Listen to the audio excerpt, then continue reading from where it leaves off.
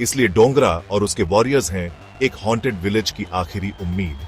ये कहानी है एक ऐसे गांव की जहां समय मानो रुक गया था। दिन तो किसी तरह कट जाते थे, पर रातें एक भयानक सपने में बदल जाती थी। हर गली में सन्नाटा, हर घर में डर और हर छत पर एक साया। कोई नहीं जानता था ये साया कहां से आता है, पर सबको इसका एहसास होता था। गांव के मंदिर के पीछे बांस की झाड़ियों में छुपा रहता था एक खतरनाक आत्मा, कालवासा, भूतों का राजा। उसके साथ थे उसके खौफनाक साथी छाया लोग, जो साये की तरह हमला करता था। हड्डीपस, जो हड्डियों की खड़खड़ाहट से डराता था, और चीखनी, जिसकी चीख सुनकर बच्चे और बूढ़े सब बेहोश हो जाते थे। लेकिन इस गांव में एक उम्मीद की किरण थी, गांव के कुत्ते। ये सिर्फ जानवर नहीं थे, ये थे गांव के रक्षक। इनका नेता था डोंगरा। तगड़ा शरीर, आंखों में आग और तेज दिमाग।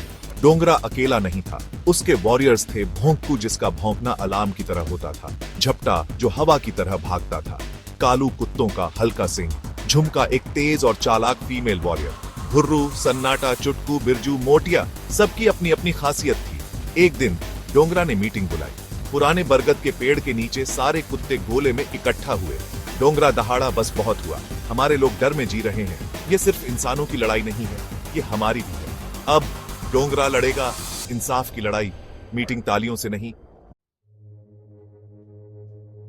Hello horror fans, welcome to the howl of Bhonku versus the scream of Chikni, a ghostly battle. एक कहानी डर और जीत की। गांव की रातें हमेशा डरावनी होती थीं, पर इस बार डर का एक नया चेहरा था।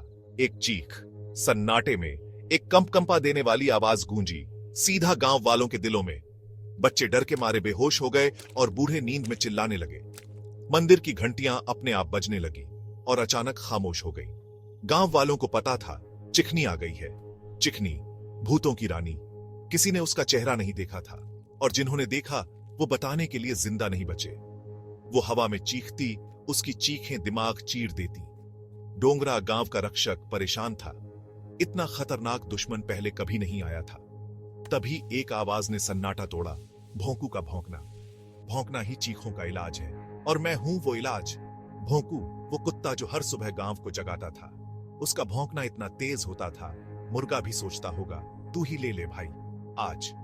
अगली रात गांव के चौक में कोहरा छाया हुआ था, हवा में तनाव था। अचानक चिकनी की चीख गूंजी। पेड़ झुक गए, बिजली कड़की, और एक भैंसा डर के मारे खुद को बकरी समझने लगा।